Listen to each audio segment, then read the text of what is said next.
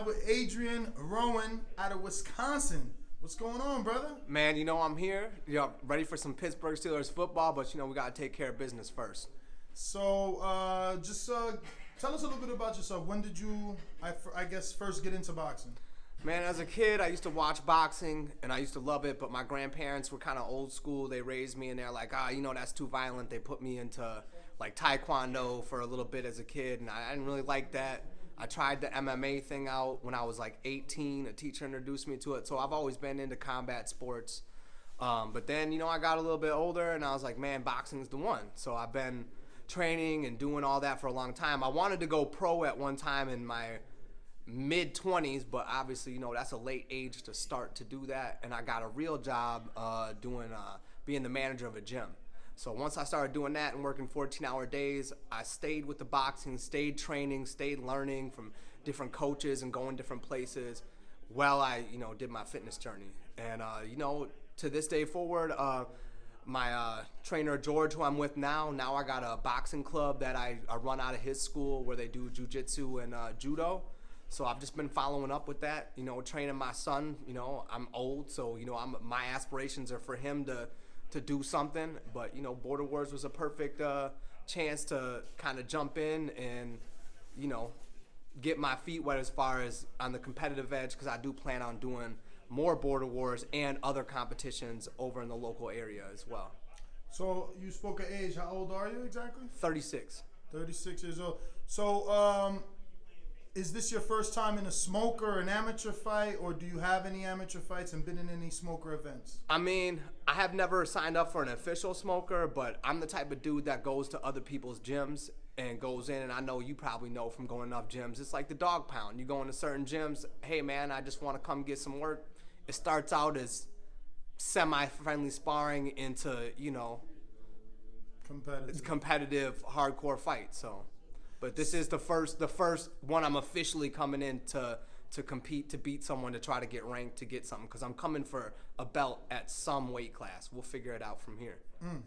So 8 years as a boxing gym manager, correct? No, not as a boxing gym manager. I was a general gym. Okay. But I got to do a lot of boxing training because most of the guys that I was working with are working for me. Like, if you've heard of Street Beefs, one of my trainers, he's actually a trainer for Street Beefs, and he's one of the legends on there. So I've worked with him. He was a Wolfman, Jesse the Wolfman. A lot of my guys, my guy Jordan, he's in the UFC. I work with professional fighters, so a lot of the guys that I work with, actually coming up the 7th here in Philadelphia, my guy Jose is fighting Dylan Price, one of Mayweather's guys. So we're gonna be traveling. Former Mayweather guy. He's former. Okay. No way. So we're gonna have to talk off air. So I'm getting ready. I know that card too. Yeah. So I mean, I'm also getting ready and trying to get him ready to come do that. So we'll be back. How many fights that guy got? I think Jose, on paper, because now everything's on paper when you're Mexican. I think he's got probably about 9 fights altogether. All wins, all losses. What do you got? I think he's probably only got 1 loss on his record, of 1 official loss. Maybe maybe 2 now, because I know he went out and did another thing. But he does hold an ABO 108-pound title locally over there in Wisconsin. Okay. Yeah, man.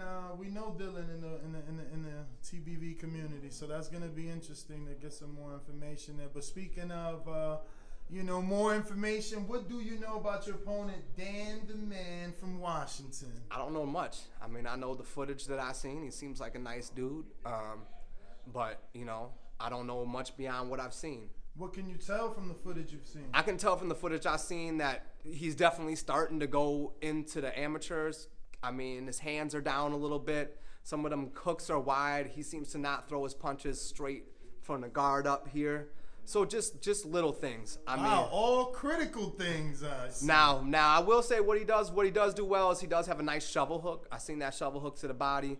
I seen that he got a little bit of good footwork, which he should have, especially considering he's trying to go down to 147. You gotta have that there.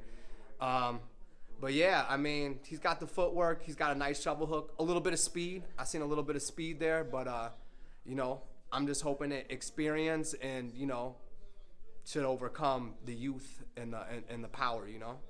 So I know you said that you plan on fighting in a couple of more border wars and some more events back in Wisconsin. So I guess the normal question we ask everybody is this a one and done? But you've answered that. Yeah, no, we're trying to stay on border wars. We want one of those belts, Ness. I need a belt. Mid-D, they coming for you. Yo, Adrian, man, thank you so much. Can't wait for the post fight. All right, brother. If you enjoyed the video, feel free to hit the like, subscribe, and share. As always, if you want to support us to the next level, head over to the patreon.com/theboxingvoice. We have tons of exclusive from Border Wars, Entitled, betting shows, the list goes on and on and on. But in addition to that, if you guys have questions for fighters, trainers, and promoters, this is where you can submit them. We will run out, get these questions answered, and put it back on the show just for you guys. Appreciate it. Peace.